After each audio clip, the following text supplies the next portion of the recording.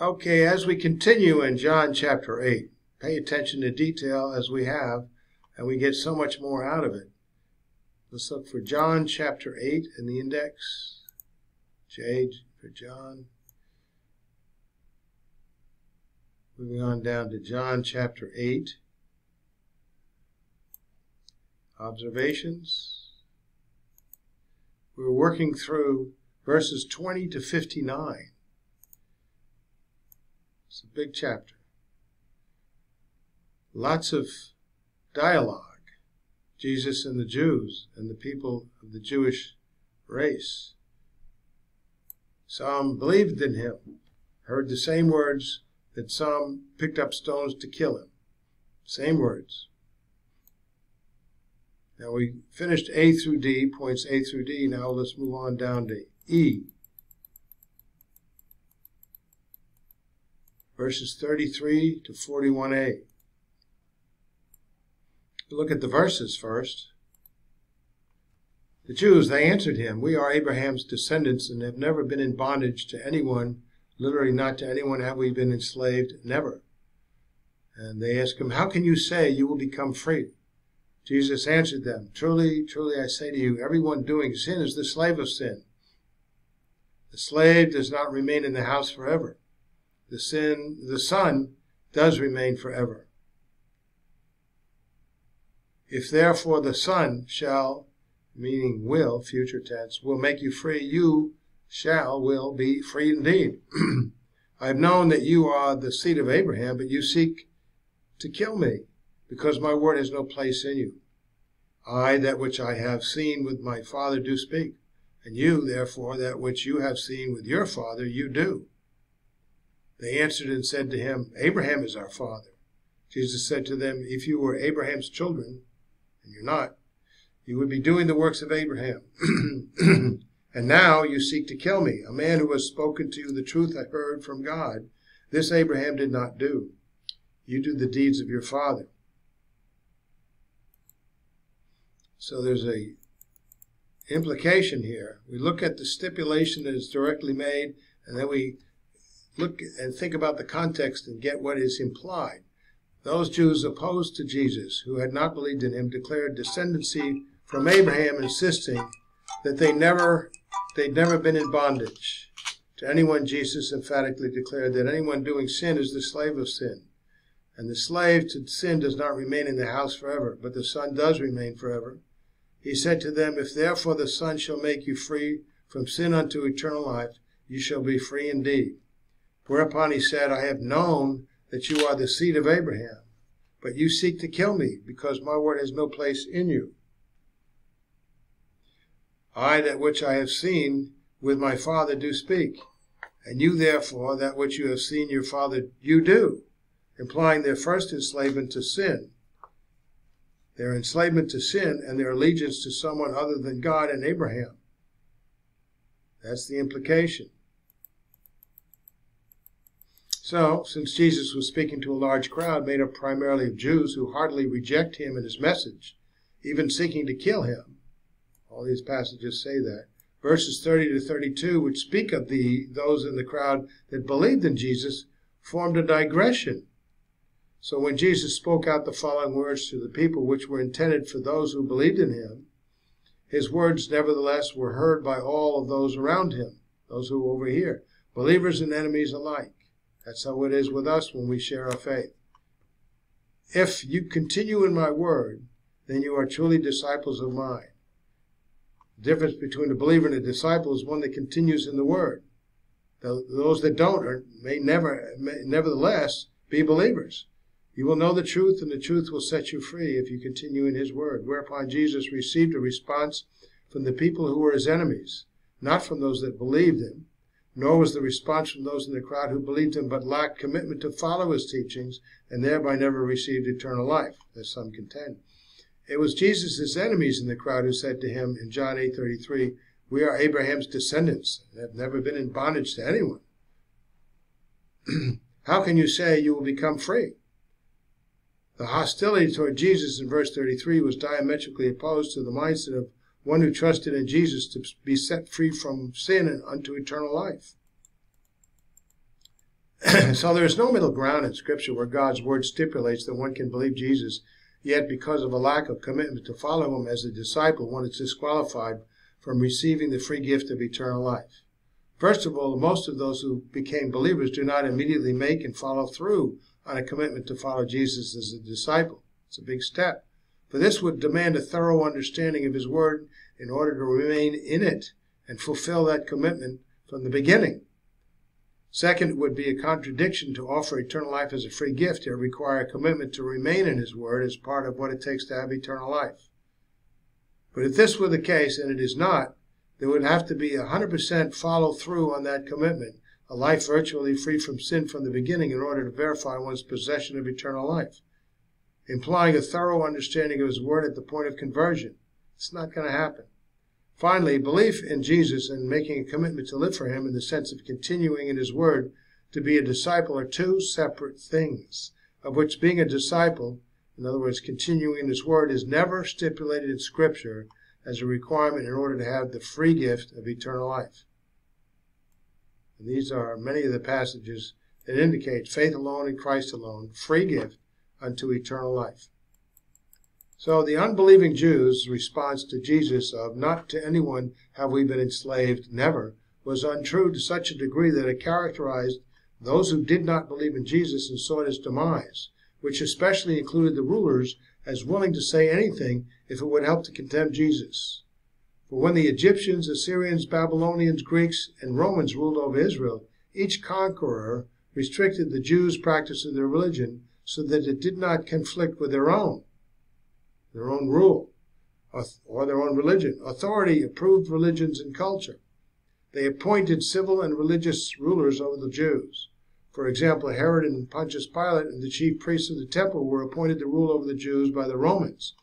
Herod sought to establish Hellenism over the Jewish people, a culture and religion completely contrary to Judaism.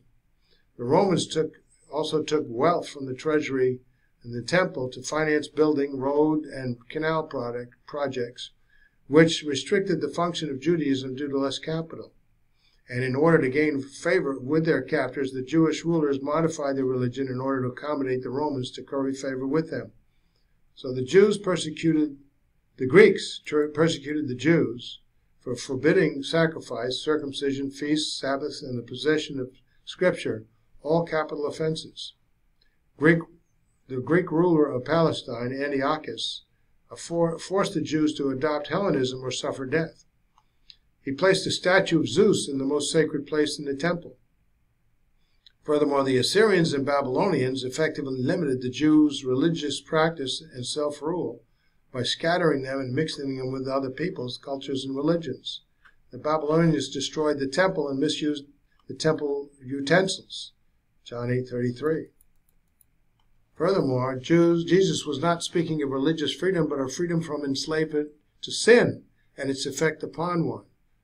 He said, "Truly, truly, I say to you, everyone doing," nominative, present participle, this sin, everyone is doing the sin, is the slave of sin, in the sense that any time an individual is doing sin, during that time he is a slave of sin and subject to its effects. Those Jews that did not believe in Jesus were, by implication in John 8:24, not set free from sin, and hence continued to be the slave of sin all the time in their temporal lives. Hence they were without God's temporal forgiveness and fellowship and the temporal blessings that accompanied that.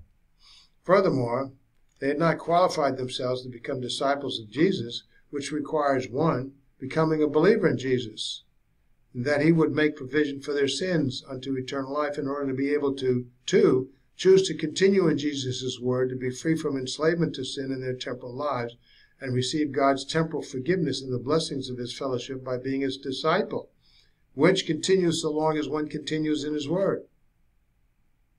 You become a believer, you stay a believer, no matter what. But you have to continue in his word to stay as a disciple. Jesus went on to say, "The slave does not remain in the house forever. The Son does remain forever. If therefore the Son shall make you free, you shall be free indeed." Everyone doing sin is a slave to sin, which is every mortal except Jesus Christ in his humanity, his perfect humanity.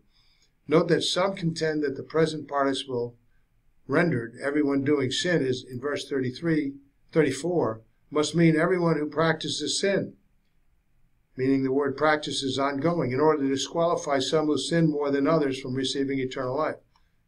This is linguistic nonsense. They maintain their own peculiar definition of practicing sin so as to get around the fact that all mortals sin periodically. If you sin once a month, you practice sin. If you sin once a day, you practice sin. So no one in his mortal lifetime is without sin nor ever ceases to practice sin, except Jesus Christ in his perfect humanity, who was and is without sin.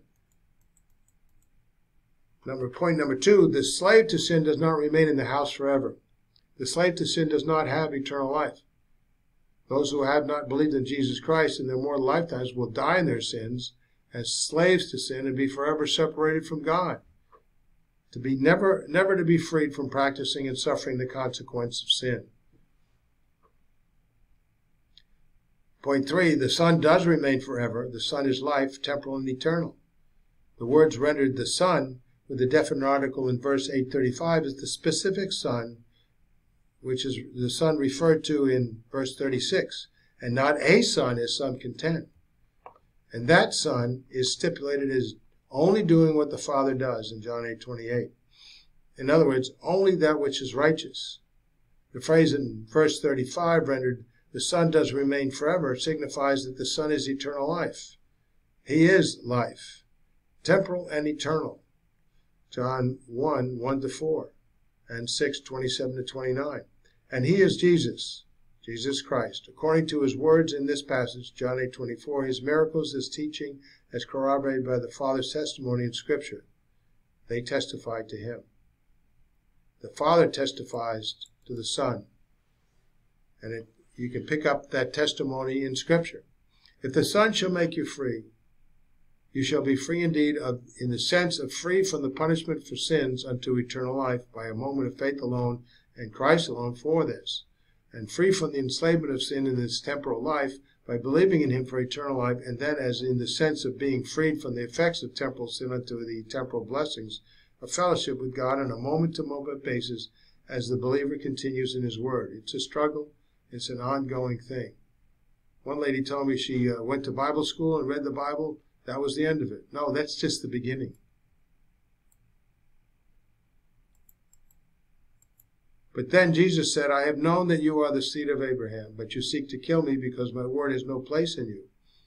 Although the unbelieving Jews were physical descendants of Abraham, their murderous intent upon Jesus and their unbelief in Jesus' revelation from the Father disqualified them from being a descendant of Abraham in the all-important spiritual sense, unto eternal life in the kingdom. It was because of their lack of faith in Jesus, the promised descendant of Abraham, that they were excluded from participating in the covenant God made with Abraham and his descendants, not the least of which included eternal life in the eternal kingdom of God by believing in God's provision of that life through Abraham's descendant, Jesus Christ. You can check this here and go into more detail on that.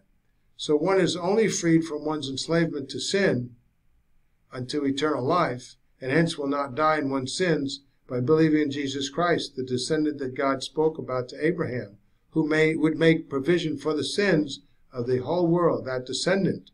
And as one continues in his word, i.e., as one enacts upon Jesus' words, one is freed from sin in the temporal life.